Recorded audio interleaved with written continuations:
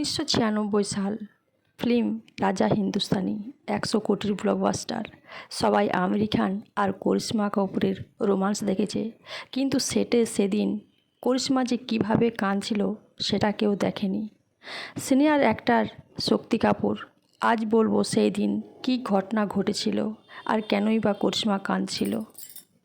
1996 সালে করিশ্মার বয়স ছিল 22 বছর।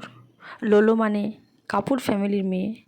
হিট দিয়েছে, কিন্তু এখনও সিরিয়াস অ্যাক্ট্রেসের ট্যাগ পায়নি। সবাই বলতো শুধু কমেডি আর ডান্স। তারপর এলো রাজা হিন্দুস্তানি, ধর্মেশ দর্শন এর ফিল্ম।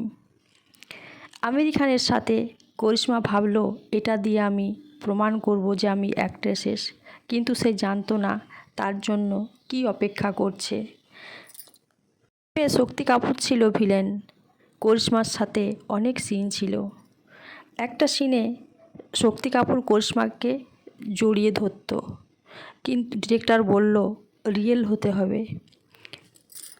শক্তি কাপুর করিশ্মাকে এমনভাবে ধরেছিল, এত কষ্ট হয়েছিল করিশ্মার, কেঁদে ফেলেছিল। অ্যাসিস্ট্যান্ট ডিরেক্টর বলেছিল যে ছেড়ে দাও। লাঞ্চ ব্রেক এ শক্তি সবাইকে বলতো কাপুরের মেয়ে তো এত অ্যাটিটিউড কেন?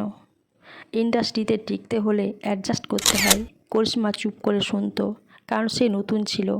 বাবা রণধীর কাপুরকে বলতে পারেনি, বললে ফিল্ম হয়তো তার জীবন থেকে বন্ধই হয়ে যেত। রাত 2টোর সময় শুটিং। শক্তি মদ খেয়ে সেটে এসেছিল। করিশ্মার সাথে অনেক বাজে ব্যবহার করেছিল। করিশ্মা সেদিন রাতে হোটেল থেকে ফোন করেছিল যে মা আমি বাড়ি যাব। মা ববিতা বলেছিল দাঁত কামড়ে পড়ে থাকো, এটাই বলিউড। এই সময় আমির খান কী করেছিল জানো? করিশ্মার সাথে আমির খান করিশ্মার সঙ্গ দিয়েছে, তার পাশে থেকেছে। 2-3 বার শক্তি কাপুরকে দেখেছে যে করিশ্মাকে ধরেছে, আবার করিশ্মাকে ডিস্টার্বও করেছে। আমির খান ডিরেক্টরকে বলেছিল স্যার করিশ্মা কমফোর্টেবল না।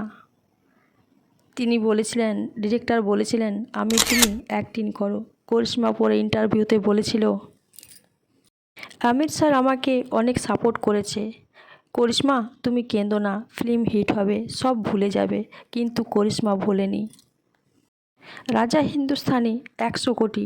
করিশ্মা ফিল্মফেয়ার বেস্ট অ্যাক্ট্রেস পেল, ন্যাশনাল ক্রাশ হয়ে গেল। কিন্তু প্রাইজ কী ছিল? 3 মাস সেটে মেন্টাল টর্চার। 2 বছর পর্যন্ত নাইট শ্যুট করতে ভয় পেত। ইন্টারভিউতে কেউ শক্তির নাম নিলে চুপ হয়ে যেত। 2000 সালে একটা ইন্টারভিউতে করিশ্মা কাঁদতে কাঁদতে বলেছিল রাজা হিন্দুস্তানি আমাকে স্টার বানিয়েছে, আবার সেই সেট আমাকে অনেক কিছু শিখিয়েছে, কিভাবে চুপ করে সহ্য করতে হয়। 2010 সালে শক্তিকে জিজ্ঞেস করা হয়েছিল, সে হেসে বলেছিল আরে ওটা অ্যাক্টিং ছিল, করিশ্মা আমার মেয়ের মতো। কিন্তু করিশ্মা কোনোদিনও ওর সাথে আজও আর অভিনয় করেনি। করিশ্মা নিজেই বলেছিল আমি প্রফেশনাল, কিন্তু কিছু ক্ষত আছে যেটা ফিল্মফেয়ার দিয়ে মোছা যায় না। স্ক্রিনে কত রোমান্স দেখি, কিন্তু ক্যামেরার পিছনে কত মেয়ে যে কাঁদে সেটা আমরা কিন্তু কেউ লক্ষ্য করি না। রাজা হিন্দুস্তানিতে করিশ্মাকে কুইন বানিয়েছে, আবার সেই সেট তাকে স্ট্রংও বানিয়েছে। তোমার মতে করিশ্মা কি ঠিক করেছিল যে চুপ থাকাটা তার কাছে কী ছিল, বোকামো না বুদ্ধিমানের কাজ? তোমরা কমেন্টে লেখো।